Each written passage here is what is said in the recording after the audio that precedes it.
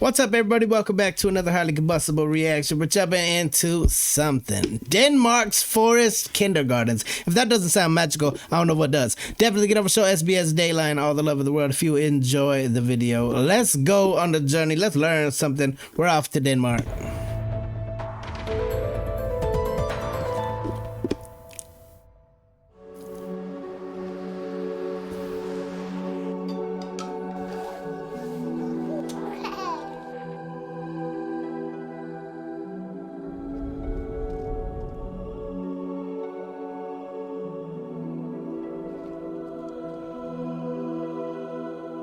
We can all agree on that. Up there. Up there. Oh my god, they're gonna freeze out here in the forest. I was very worried about the water. Once in a while, there's a child. I'm freezing. What did you think when you came from England and you first saw kids playing like this? It freaked me out. The that kid was in the top of the tree. What is going on? Kids gone wild.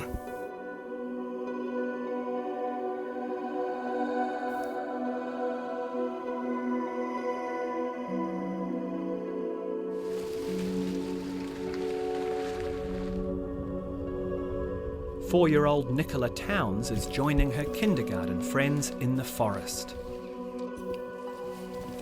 But they're not on an excursion.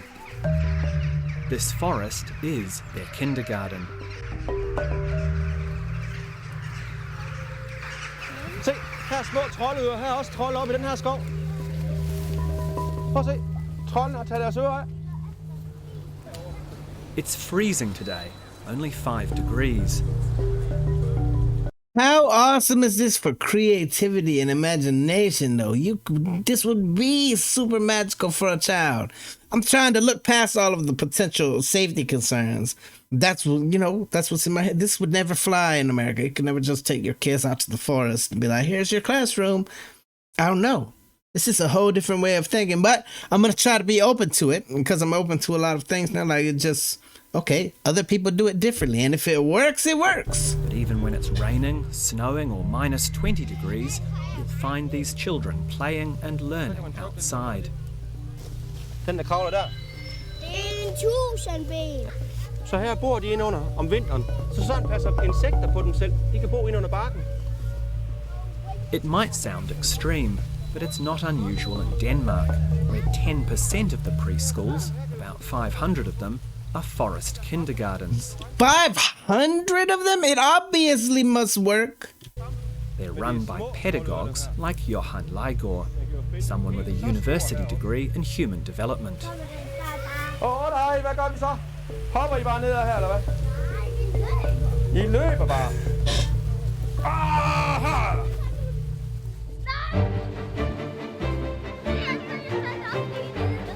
This is awesome. I want to go over to this kindergarten. Visitors come from overseas to see how you do things here. How do they react? They are thinking, what are we doing? And when do you learn to go to school? And why there is no fence? And wow. Yes, it's a little bit shocking to see as an outsider. Young children to learn what it is to maybe be cold, what it is to be wet, and survive that. This would make you a tougher kid.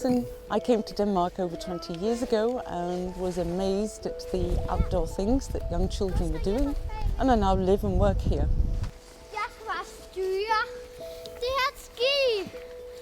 Jane's the author of a book on forest education in Denmark. She's brought me to a forest kindergarten near her home outside of Viborg. When we started this thing, I thought we were going to be talking about like a kindergarten that was set back inside of a magical forest. But there's no physical building here. The kids get to get used to all kinds of things. Getting dirty. Maybe falling down and scratching yourself. But like, if you got the right people out there watching them, they don't want to see anything bad happen to your child either. So I could totally see it working. You know what? Run amok. Go have fun. Play pirates with the... That's some stuff that we would do on our own as kids. Why not make it like a group activity? Why not make them more social? Very, very cool. He's in the tree, and it's only a very thin sapling tree. It's very, very wobbly. It takes an awful lot of balance to sit in that and use both hands at the same time. And you're building muscles? In an ordinary playground, they wouldn't have the opportunities to develop those physical skills. Jane runs outdoor education workshops for teachers and carers from around the world, including Australia. While we've been talking, the kids have moved on to their next activity. This is... what? Are you going to tell me this isn't as dangerous as it looks? No, it's not dangerous. The children have learned how to use the knives properly. So it's not seen as some kind of weapon. It's a tool for doing something, such as whittling.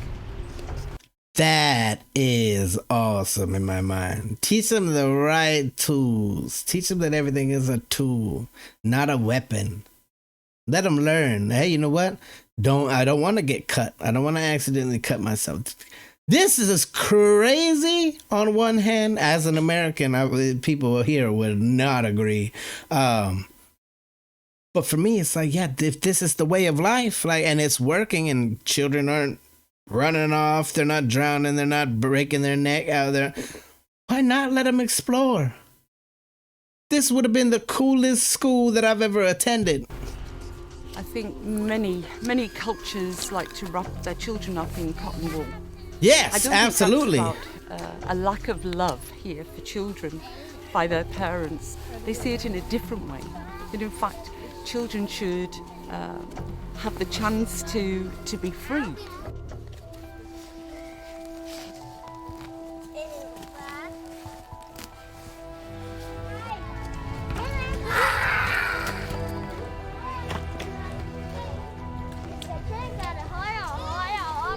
So what's your approach to safety here?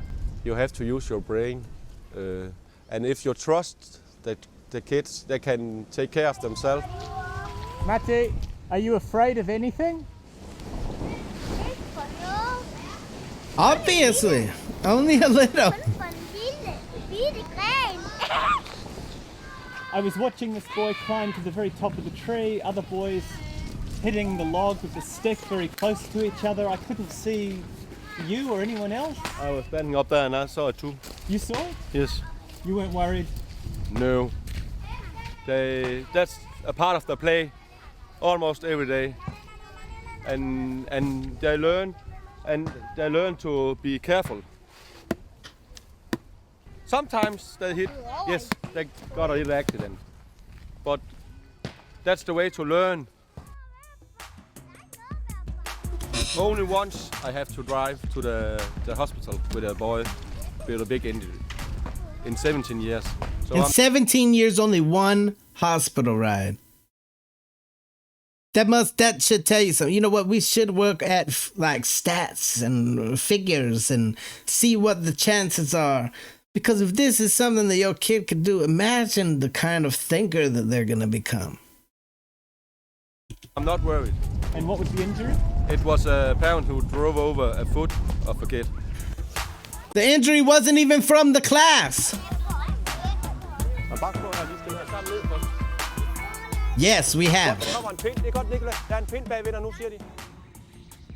The world's first forest kindergartens were founded in Scandinavia in the early 50s. Today they're also popular in Germany, Austria and Switzerland. Some locations are more challenging than others. Johann's kindergarten sits less than 100 metres from a fjord, but there aren't any fences. This one has a building though.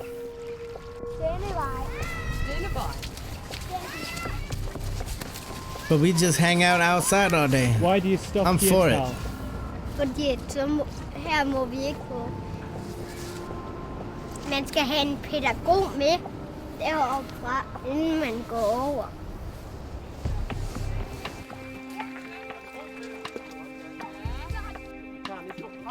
Rules work, apparently. Hey, no, we're not allowed to go over there, so we got to stop right here. I think one of the big things that I see here is the amount of trust that there is in Denmark. That there is no formal inspection of kindergartens. There's no one that comes round and checks up that you're doing what you should be doing.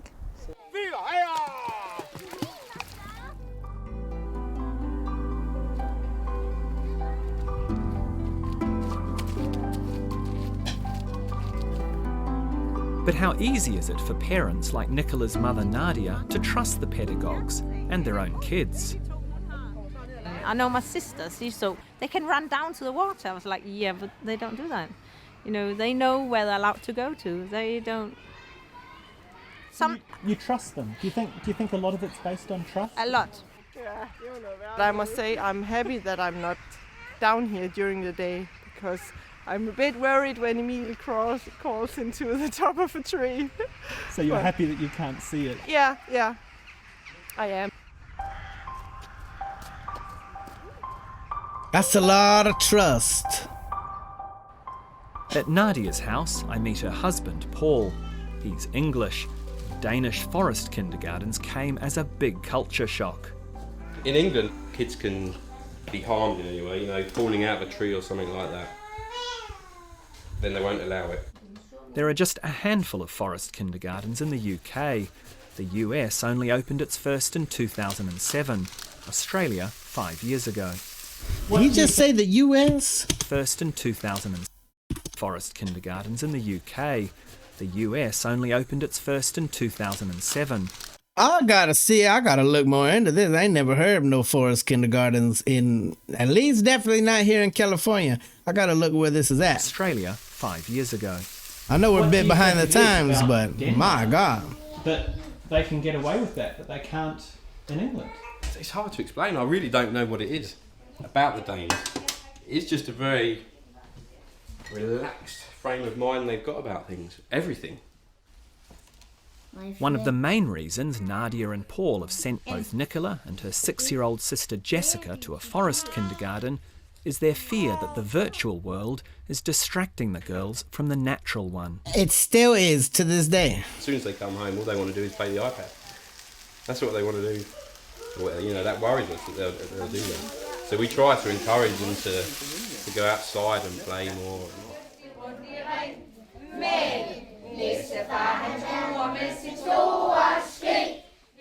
Surely not everyone's convinced about the value of an outdoor education.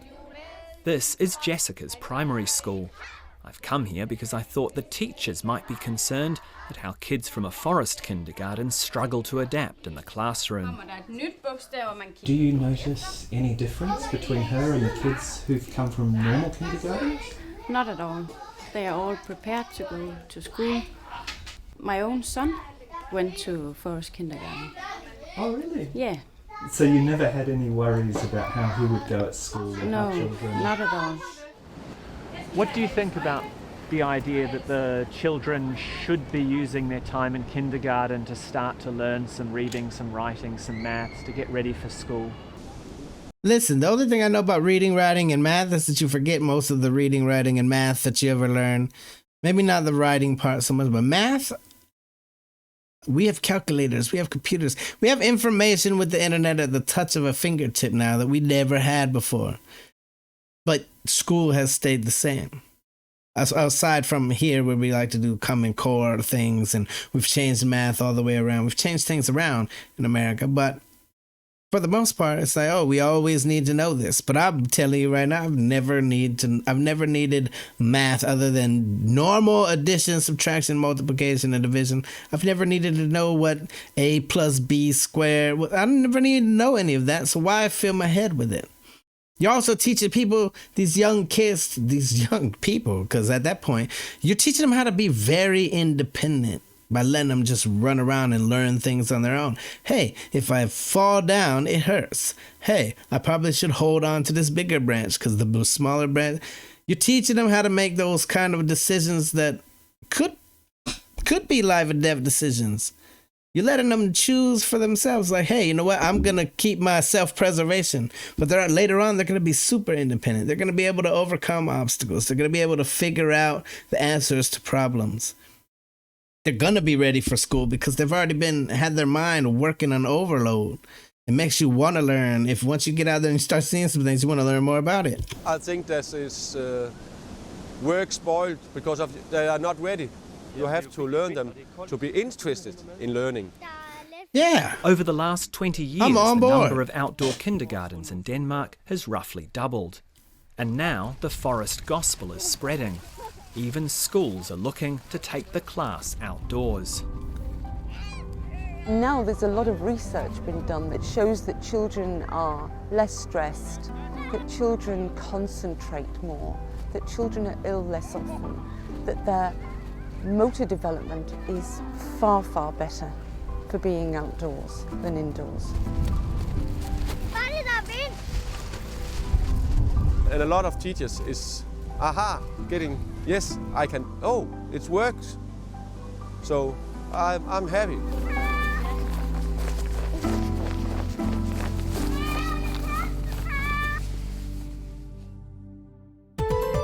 That was probably one of the coolest things I've ever seen. Who wouldn't want to go to a forest kindergarten as a kid?